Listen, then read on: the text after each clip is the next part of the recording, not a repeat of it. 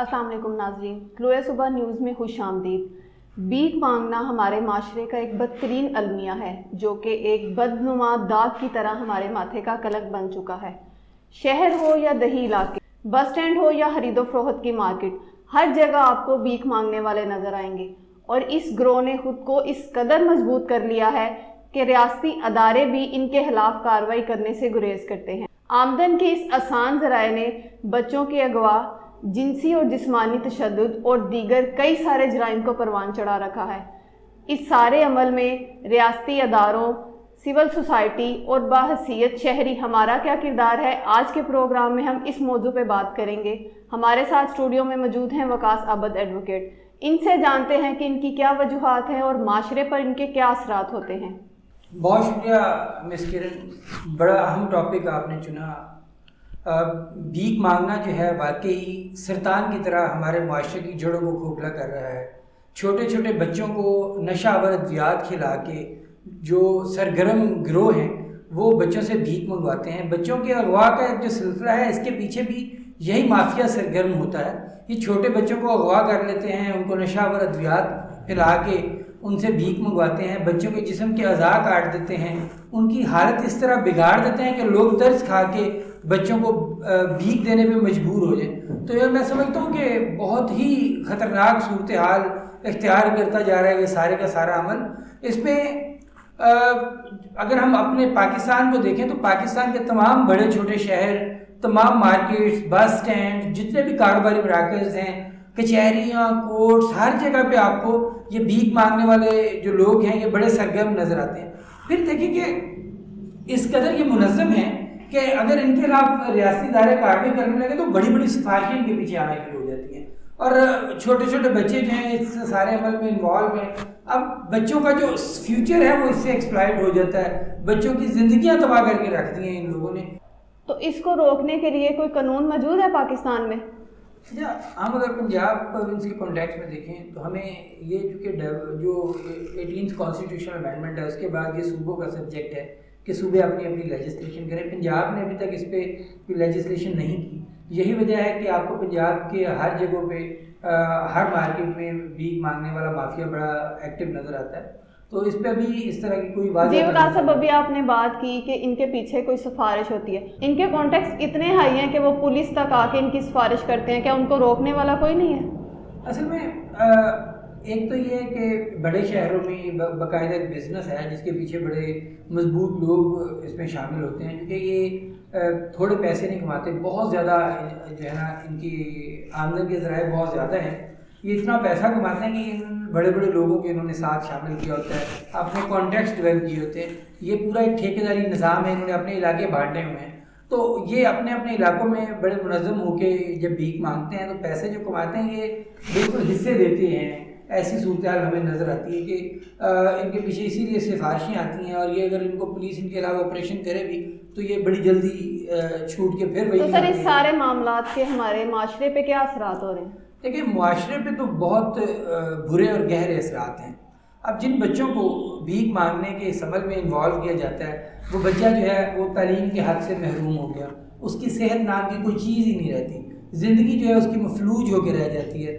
बच्चे का जो राइट टू प्ले है वो ख़त्म हो गया, बिल्कुल बच्चे को खेलने कूदने का कोई मौका नहीं है। बच्चा जो है एक ऐसे माहौल में परवान चढ़ता है कि उसके लिए ज़िंदगी जो है पूरी की पूरी वो तबाह होकर ख़त्म होकर रह जाती है। उसने बड़ा अगर जो खुशकिस्मती से हो भी जाता है तो वो सिर्फ भीख ही मांगता है, इसके अलावा उसके पास और कोई अपॉर्चुनिटी नहीं है। तो ये मैं समझता हूँ कि ये ओवरऑल मुआशरे पे तबाही का बायस बनती है सारी सूरत हाल। और ये जो लोग भीख मांगने वाले इस तरह के मुनज़्ज़म गिरोह हैं, इनमें फिर बच्चों के अगवा के जब वाक़यात होते हैं तो माशरा जो है पूरे का पूरा खौफ और हरास का शिकार होता है। फिर इनमें बच्चों के साथ जब बात बच्चों के अगवा की आती है तो उनके वालिदैन पुलिस में रिपोर्ट करते हैं, तो उस केस की जो कार्रवाई होती है उसका कोई रिजल्ट निकलता है? अच्छा, अगवा जो है क्योंकि बहुत संगीन जुर्म है।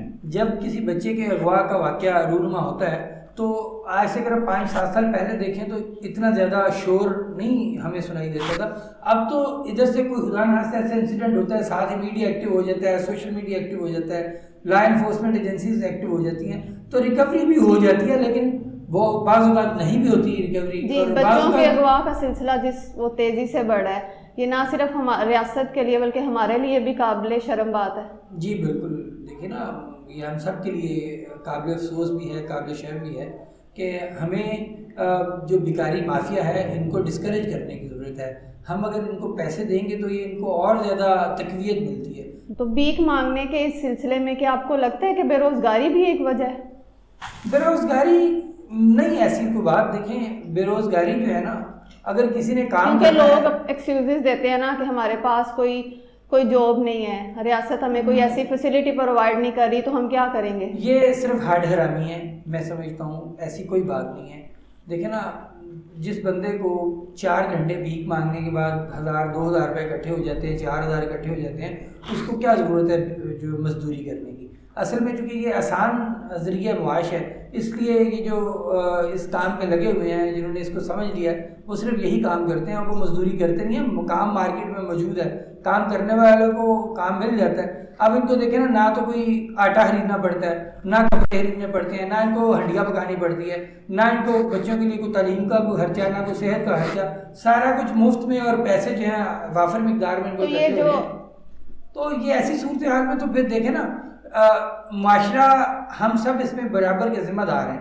ہمیں اگر ان کو پیسے نہیں دیں گے، ان کو ڈسکریج کریں گے تو یقیناً جو ہے. تو یہ جو گروہ ہے یہ صرف اغوا کیے ہوئے بچوں کو اس میں لے کے آتا ہے یا ان کے اپنے بچے بھی انوالو ہوتے ہیں؟ دیکھیں اغوا جو بچے کیے ہوتے ہیں نا، وہ ان کی بہت کم تعداد ہوتی ہے، زیادہ تر ان کے اپنے بچے ہی ہوتے ہیں. ٹھیک ہے. اور دیکھیے یہ جو بھیک مانگنے والے لوگ ہیں، آپ ان کی چھوٹی چھوٹی بچیاں جو ہیں 12-13 سال کی عمر میں بچوں کی شادی کر دیتے ہیں، یہ 14 سال کی. اور وہ لڑکی جو ہے جو جس کی گود میں بچہ ہوتا ہے، اس کے اپنے کھیلنے کودنے کے دل ہوتے ہیں. تو یہ اس بچی کا فیوچر پہلے تباہ ہوا، پھر جب میرج اس کی کنڈکٹ ہوگی تو پھر اس کے آگے پھر بچے ہو گئے، اور وہ بچے بھی یہی کام کر رہے ہیں. تو یہ نسل در نسل جو ہے یہ میں سمجھتا ہوں بھیک مانگنا غلاظت ہے، اور یہ غلاظت پروان چڑھ رہی ہے.